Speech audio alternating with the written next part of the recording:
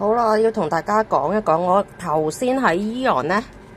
呢個係AEON嘅，今日買嘅。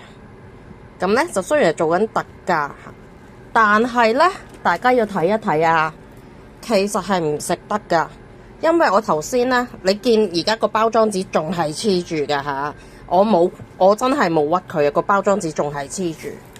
咁呢，喺個果肉度呢，就有一個咁樣啦，基本上係似係上一個包裝呢，完咗之後重新再 packing， 然後大家睇到嘛？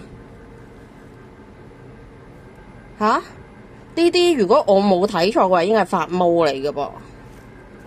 呢啲應該係毛點嚟嘅喎，係嘛？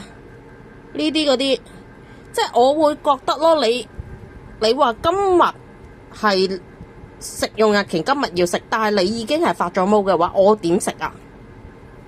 即係我會覺得係好過分咯，你即係有點而欺騙觀眾咯，因為其實唔平噶，呢一盒咁嘅嘢，佢講緊係68蚊，佢唔係話我68蚊做半價俾你，佢講明今日要食嘅，咁啊佢琴日做，今日要食係好正常啦。但係你覺得呢啲咁嘅發晒毛係琴日做嘅咩？呢個肯定唔係啦，佢只係減咗幾蚊。